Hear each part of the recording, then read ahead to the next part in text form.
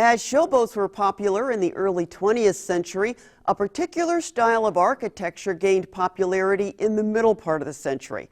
The work of an award-winning architect who once lived and practiced in the Metro East and St. Louis is being discovered and embraced by a new generation of fans.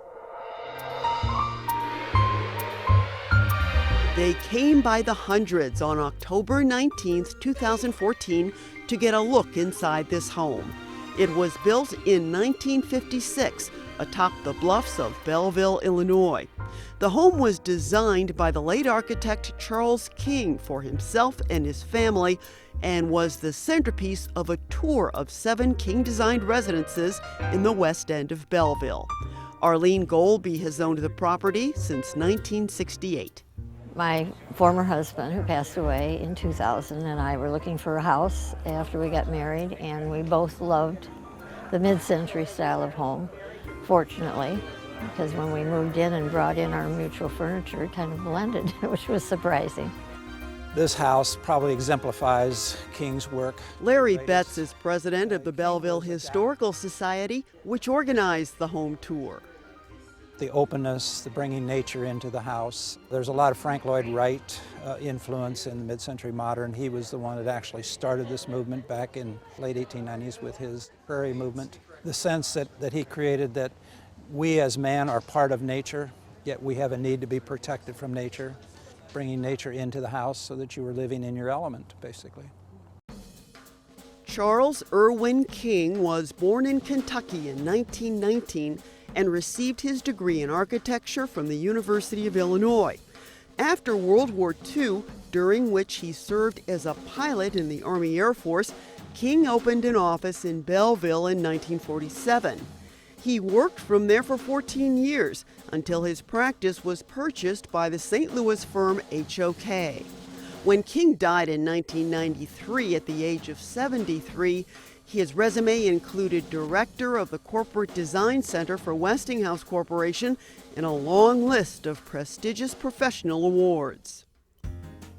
Charles King designed more than 200 homes and commercial buildings in Illinois, Missouri, and other states. His body of work in Belleville includes scores of classic mid-century structures. Belleville City Hall is one of his most notable. Elsewhere in Illinois, this home in Springfield, known as the Van Meter House, was designed by King in 1962 for an area bank president. The previous year in Missouri, on West Adams Street in Kirkwood, this house by King was constructed for physician Dr. Victor Kiefer Jr. In many, but not all instances, additions and improvements made by the owners of King Homes have honored the spirit of the original design. These illustrations were part of a Better Homes and Gardens feature about King's architecture. He designed this house for his father and mother-in-law. In 1991, Architectural Digest named King among the top 100 architects. But over the years, public awareness of him and his contributions faded. To be honest with you, we didn't know about most of these. I was aware of Charles King somewhat. We wanted to feature him somehow. We did an exhibit, but as we started researching, we found way more architecture that he did in a short period, basically from 1947 to 1961, 63. He was still in St. Louis doing some work over here. When King built the house on Briar Hill Road for himself, his first wife, Audrey Marsh King, and their family, it was smaller than it is today. This is how it looked when King's son James lived there as a child.